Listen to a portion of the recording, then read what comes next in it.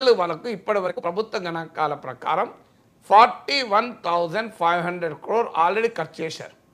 ఇప్పుడు 86,000 కోట్లు బడ్జెట్లో కేటాయించారు. అంటే ఎంత మిగిలింది? 44,500 కోట్లు మిగిలింది. అంటే ఎన్ని నెలలు ఉంది? ఇంకా 8 నెలలు ఉంది. అంటే లాస్ట్ 4 monthsలో ఖర్చు చేసినన్ని డబ్బులే ఉన్నాయి. అంటే ఉపాధి హామీ పథకం కింద ఖర్చు తగ్గుతుందా లేదా? సో అందువల్ల ప్రభుత్వం ఖర్చు తగ్గించుకోవడం వల్ల ఎకనామిక్ యాక్టివిటీ పెరగదు. అందుకే కదా గవర్నమెంట్ ఇప్పుడు ఈ ఎకనామిక్ సర్వేలో బడ్జెట్లో చెప్పారు.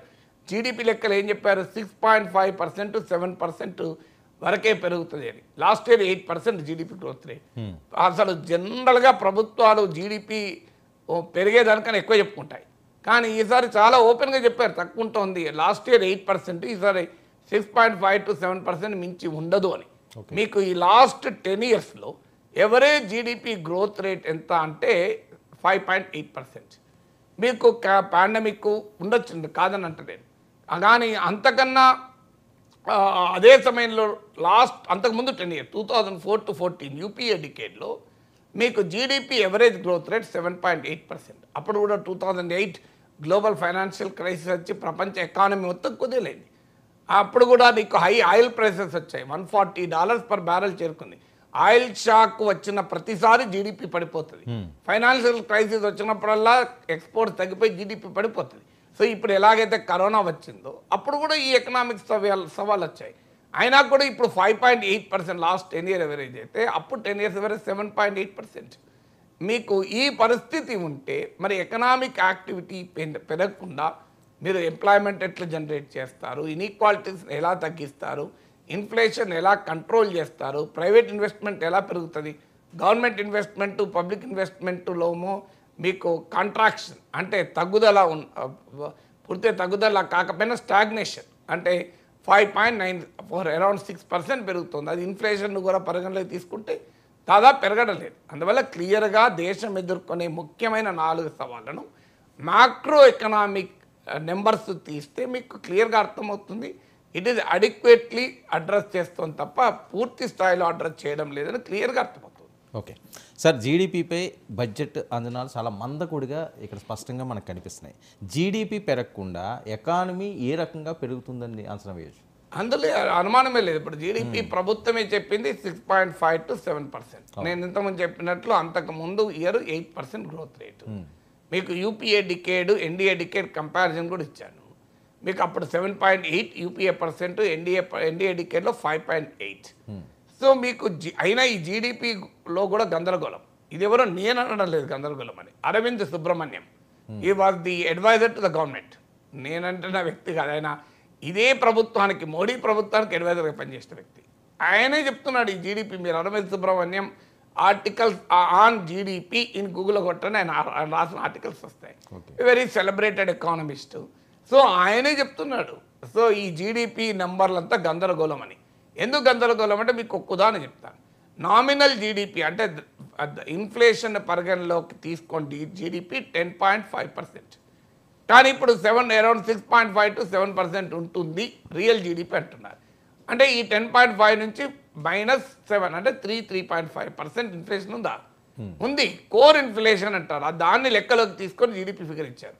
కోర్ ఇన్ఫ్లేషన్ అంటే బేసిక్ ఇన్ఫ్లేషన్. కానీ ఫుడ్ ఇన్ఫ్లేషన్ 9.4% ఉంది. ఇప్పుడు ఇన్ఫ్లేషన్ అంటే అన్నీ కలిపి నేను ఇంతకుముందు చెప్పినట్లు టైటానియం ఆక్సైడ్ ధర తగ్గి టమాటాల ధర పెరిగింది అనుకోండి, ఓవరాల్ ఇన్ఫ్లేషన్ కోర్ ఇన్ఫ్లేషన్ తగ్గుతుంది. మీకు తగ్గిన కానీ ఫుడ్ ఇన్ఫ్లేషన్ సంగతి ఏంటి? సో ప్రజలు వినిమయం చేసే సామాన్యుడు వినిమయం చేసే వస్తువుల ధరలు 9.4% ఆహార ద్రవ్యోల్బణం. మరి ఏ రకంగా కోర్ ఇన్ఫ్లేషన్ చేసి ఈ జీడిపి ఈ మేరకు మందకొడిగానే ఉన్నా ఆ ఫిగర్ కూడా it's not a realistic figure. దానికి కూడా ఒక రకంగా చూపెట్టారు. ఈ జీడిపిలో పబ్లిక్ ఎక్స్పెండిచర్ ప్రభుత్వం పెట్టేటువంటి ఖర్చు పెరిగినా జీడిపి పెరిగినట్టు పెరుగుతుంది. అందువల్ల దేశ ఆర్థిక వ్యవస్థను ప్రజల జీవితాలను నిర్ణయించే జీడిపీలకు కాదు. నేను ఇదంతా ఎందుకు వర్మ గారు, మీరు ఇక్కడ ఈ ఛానల్ ముందరికి వెళ్ళి అక్కడ ఒక ఆటో డ్రైవరు ఉంటాడు, లేదా ఒక మక్క బుట్టలు మక్క కంకులు అమ్ముకుంటాడు, నిప్పుల మీద కాల్చుకుంటూ.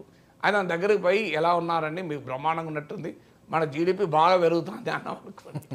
ఇది ఏం చేస్తాడు? ఆ బొగ్గు ఆ కాలుతున్న బొగ్గు మీ మీద పడేస్తాడు. ఏం మాట్లాడుతున్నారు? జీడిపి పెరగడు ఏమో, నాకు ఈ మక్క కంకులు పొద్దున్న కలిసిన 100 రూపాయలు వస్తలేవు అంటాడు. సో నీ జీడిపి పెరుగుదల ఏంటి, జీడిపి ఎట్లా క్యాలిక్యులేట్ చేస్తాను? నేను ఒకటి మీకు ఇంతకుముందు చెప్పాను, అసలు కోర్ ఇన్ఫ్లేషన్ను లెక్కలోకి తీసుకొని ఫిగరు, ఇది రియాలిటీ కాదు. ప్రజలకు ఇలా పేద ప్రజల ఖర్చులో 60% ఫుడే. ఫుడ్ ఇన్ఫ్లేషన్ 9.4% ఉంది. అంటే ఇన్ఫ్లేషన్ ఇప్పుడు ఉదాహరణకు నాలాంటి ఒక పర్సన్కు ఫుడ్ మీద పెట్టే ఖర్చు నా ఆదాయంలో 5% కూడా ఉండదు. కానీ పేదవాడి ఆదాయంలో 60% ఫుడ్ మీద పెడతాడు. అందువల్ల ఫుడ్ ఇన్ఫ్లేషన్ పెరిగితే నాకు ప్రభావం ఉండదు, కానీ పేదవాడికి ప్రభావం ఉంటుంది. అందువల్ల జీడిపి అనేది ఆ లెక్కలోనే ఒక లోపం చెప్పాను మీకు. ఇంకో లోపం కూడా చెప్తాను. జీడిపి మన దేశంలో ఎట్లా క్యాలిక్యులేట్ చేస్తారు? అంబానీ ఆదాయము ప్లస్ అడక్క తినేబాయి ఆదాయము కలిపితే జీడిపి. ఇంకా జీడిపిలో అంబానీ ఆదాయం ఉంటుంది, ఆదాని ఆదాయం ఉంటుంది, మన సెక్యూరిటీ గార్డ్ ఆదాయం ఉంటుంది, వాచ్మెన్ ఆదాయం ఉంటుంది, కెమెరామెన్ ఆదాయం ఉంటుంది. అందరి ఆదాయాలు కలుపుతున్నాయి కదా జీడిపి వచ్చేది. కానీ ఆదాని ఆదాయం రోజుకు 1600 కోట్లు రోజుకు. కానీ మీకు ఆర్ఎస్ఎస్ ప్రతినిధి దత్తాత్రేయ హోస్బేలే చెప్పిన లెక్కలు దేశంలో 22-23 కోట్ల మందికి రోజుకు 375 రూపాయల కన్నా తక్కువ ఉంది ఆదాయం. సో ఆ జీడిపి ఎట్లా క్యాలిక్యులేట్ అవుతుంది? ఈ 23 కోట్ల మందికి ఉన్న రోజుకు 375 రూపాయల ఆదాయము, అదానికి ఉన్న రోజుకు 1600 కోట్ల ఆదాయం కలిపితే జీడిపి. ఓకే, ఈయనప్పుడు ఆ 375 రూపాయల ఆదాయం వచ్చే వాళ్ళు పెళ్లికి ఎంత ఖర్చు పెడతాడు, అంబానీ ఎంత ఖర్చు పెడతాడు చూసాం కదా మనం.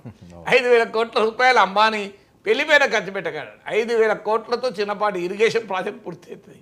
సో అందువల్ల ఎక్కడ మనం పోతున్నాం? అందువల్ల జీడిపి ఫిగర్స్ ఎప్పుడు కూడా రియల్ ఎకానమీని, రియల్ సమస్యల్ని రిప్రజెంట్ చేయవు. అయినా కూడా జీడిపి ఎందుకు పరిగణలోకి తీసుకుంటావు కనుక ఏదో ఒక లెక్క ఉండాలి కదా. ఏ లెక్క లేకుండా అయితే ఎకనామిక్స్ ఉండదు కదా. కానీ బట్ జీడిపిలో ఇన్ఈక్వాలిటీస్ ఉన్న దేశంలో GDP doesn't reflect the conditions of the people. GDP పెరుగుతోంది కానీ జాబ్స్ ఎంప్లాయ్మెంట్ పెరుగుతలేదు. మీకు అదొక సమస్య. ఇప్పుడు ఉదాహరణకు జీడిపి 6% 7% పెరుగుతుంటే ఎంప్లాయ్మెంట్ 3 to 4% పెరుగుతుంది. మరి జీడిపి 6% 7% పెరిగితే ఎంప్లాయ్మెంట్ ఇది రిజర్వ్ బ్యాంక్ ఆఫ్ ఇండియా లెక్కలు నేను చెప్పేది. ఇంకా రియాలిటీ అయితే ఆ ఎంప్లాయ్మెంట్ ఏ ఎంప్లాయ్మెంట్ పకోడీలు వేసుకున్నా, పంక్చర్ షాపులు పెట్టుకున్నా ఎంప్లాయ్మెంటే మన దేశంలో. సో ఆ ఎంప్లాయ్మెంట్ కూడా 3 to 4% పెరుగుతుంది. మరి జీడిపి 7% పెరిగితే ఎంప్లాయ్మెంట్ ఎందుకు పెరగదు? ఇప్పుడు అగ్రికల్చర్లో జీడిపి ఎంత పెరుగుతుంది, సర్వీసెస్లో ఎంత పెరుగుతుంది? అందుకే ఒక రైతుకు వచ్చే ఆదాయము ఒక ఐటీ రంగంలో